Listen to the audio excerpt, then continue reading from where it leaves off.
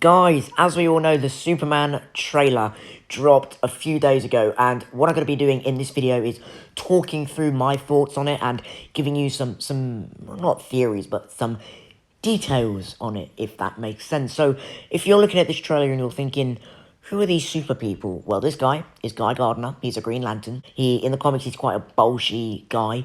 He's quite egotistical. He kind of only thinks for himself. He's quite like a jerk, you know what I mean? But he does do the right thing. This is Hawk Girl. In the comics, she is sometimes married to Hawk Man. And they're like a couple, they're an item. And when one of them dies, then the other one will live on. And when they die, they'll meet each other again in the next life. So they're kind of immortal, they just have to die to be reborn. Then here we got Mr. Terrific, the third smartest person in the DC universe. It is said that he's going to be the main secondary hero in this movie alongside Superman. Well, I think he has a lot of interaction with Crypto the Superdog in this movie for comedic relief. We don't see Martha Kent in the trailer, but we do see Pa Kent along with Clark, and I think that maybe Martha Kent is going to die in this movie instead of Jonathan Kent, flipping the narrative, giving it a bit of a twist. Who is this guy in the black costume? Now, people are saying that this guy is going to be Ultraman from the comics. If you don't know who Ultraman is, he is a multiversal version of Clark Kent that is basically an evil Superman, like we've seen in fiction for the past 10 years. Now, what people are saying is that Lex is going to have got some of Superman's DNA, and he's going to have cloned Superman.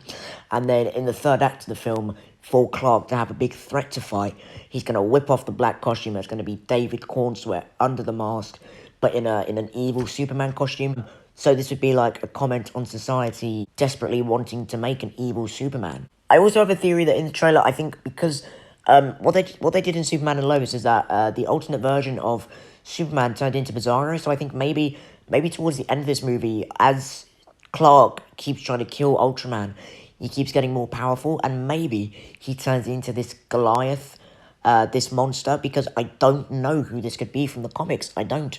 So I think maybe Ultraman could turn into this, and then maybe that could be the final battle of the movie.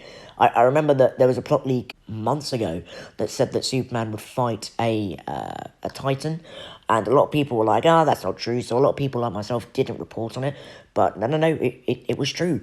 There's also been mass reports that Robert Pattinson's Batman is going to be a part of the DCU or join it.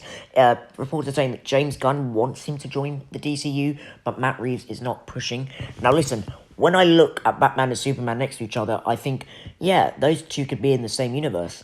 However, when I think of comics like Crisis on Infinite Earths and whether they want to adapt that in the future, I couldn't see Robert Pattinson's Batman doing that. And I think it would take away from the brilliance and genius of the Batman universe. So really, I don't want them connecting. I still want that Batman Brave and the Bold movie, because I want the grounded Robert Pattinson Batman, but I also want the blue and grey Batman with Robin and the more like out there villains like Poison Ivy. So I think keep Pattinson in his own universe. There's been a lot of confusion with the Clayface movie just recently announced.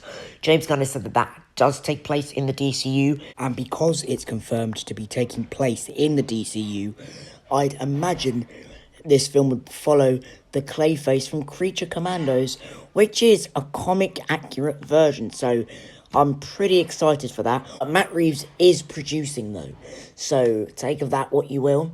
And on the topic of the Batman 2 being delayed until 1st of October 2027, there's something definitely happening with Pattinson's Batman.